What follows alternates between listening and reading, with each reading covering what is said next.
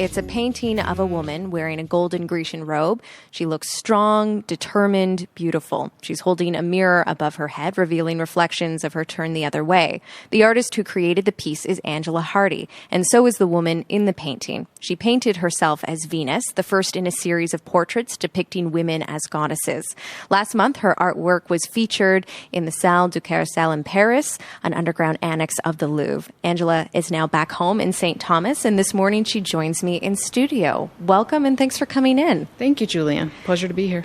So walking into the Louvre and seeing Venus within, you're painting as you as Venus, what did that feel like? It was overwhelming. There's part of you that after you get the news, you kind of shut down a little bit because there's work that needs to be done. And it's a smack in the face. The reality of it is I was there a number of years before with my mother, where she's also an artist. She's from Labrador West. That's where I grew up. And we were walking through, and of course the joke is, what if your work ever hung here one day? But you're looking at the actual main part of the Louvre, and, well, you kind of have to be dead to be in the Louvre. So to have the opportunity to be able to show what the Salon, which is about 161, 62 years running now, and it was established by a mass of French artists at the time to kind of, we'll say, get away from the main salons where everything was being dictated by politics and the bourgeoisie and all this stuff. So to be able to have their own group that people like Delacroix and Millet and Courbet and all these people were part of this new, segregation to kind of move into more freeing art. And that's what the Salon represents. They represent the new vision every year of what the artists of the world are creating. And how did your work end up there? It was an interesting story. There's another artist, he's a photographer actually, and he lives in Selkirk. His name is Robert Irvine. And he had gotten his work in last year. And we had finally met. He had seen my work hanging somewhere, and we had this discussion. And he said, I can't understand why you're not there. He said, when I get back, we have to make this happen. But while he was there, he actually took the time to stand in front of the pyramids in front of the Louvre and Photoshop my painting, one of my paintings, into his hands to help me visualize it. And when he came back, we made sure that my portfolio was put together and it got presented to the delegate, or the head of the delegation, Benedict Lecat in France. And then it got put in front of the SNBA jurors to be it got accepted. So I imagine a really big deal for an artist. How significant is an exhibit like this for you? It's very significant. The reality is it wasn't something that was even on my radar. Artists have these paths, these goals that we try, because every artist, we have a slightly different genre, medium, whatever it is, and our pathways might be completely different.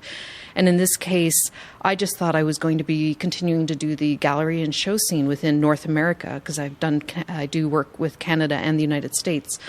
And to be on an international level, it just wasn't comprehensible to me until somebody presented the opportunity.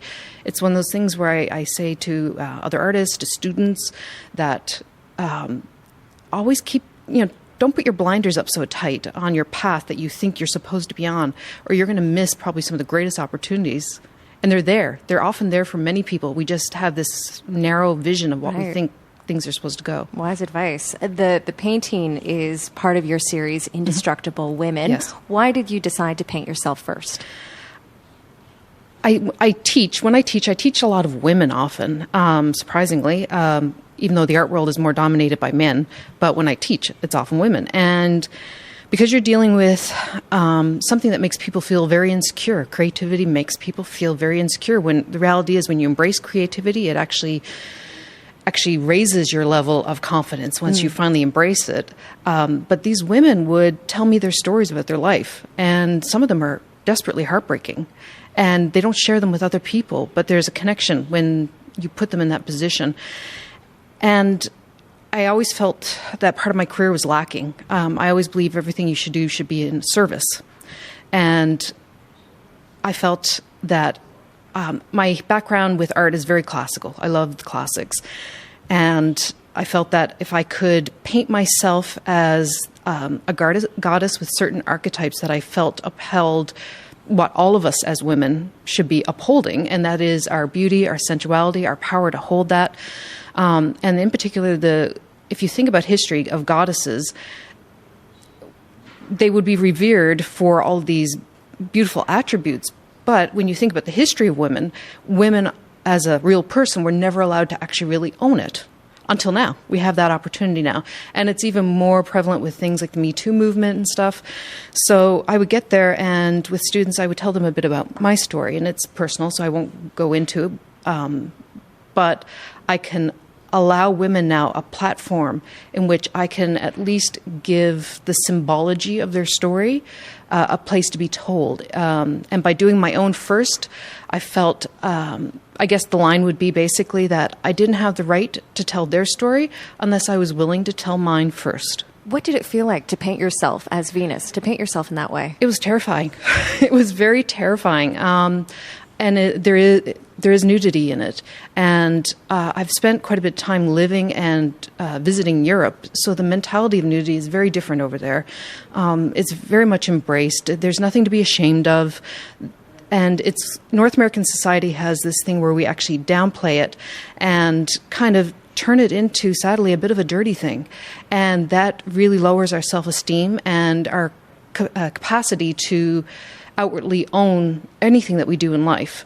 And by me embracing that, it gave me a little bit more liberty to be able to look at other women and say, what part of your story do you want to tell? I'm willing to put this out there. You don't have to put that much out there, but what do you want to put out there? And you've been painting other women who you know, who you come into contact with, who are making a difference in their communities. Yes. Tell me, just before we wrap up here, about some of the other women in your series. I have Lisa Nye, who's from Jarvis. She is a Canadian heavy lift champion. She's going to be Nike. Carolina Miranda is Lichelle, which is a Mayan goddess. And then we have Sarah Smith, one of your very own London musicians, and she's going to be Euterpe, which is the musician of Poetical Muse. And every single one of these women, they're chosen specifically because they're using these platforms to help liberate other women and share their stories to other women within their communities.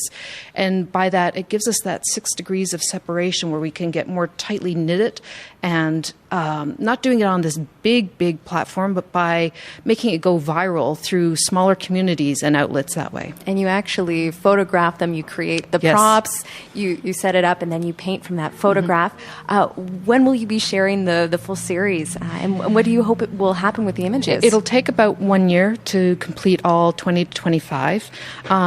But the goal is now to have certain community accessible groups to present as the paintings come out so that women within those communities can use these as a backdrop to tell their stories then too. Angela, it's been such a pleasure to speak with you. Thank you so much for coming in today. Pleasure to speak with you too. That's Angela Hardy, an artist who lives in St. Thomas, and she just had a piece exhibited in the Salle du Carrousel in Paris, which is part of the Louvre. It's the first in a series called Indestructible Women. Do you know an indestructible woman in your life, a friend, peer, family member who inspires you? Let me know. Extra points for which goddess they would be. London Morning at cbc.ca, and our handle on Twitter is @LondonMorning.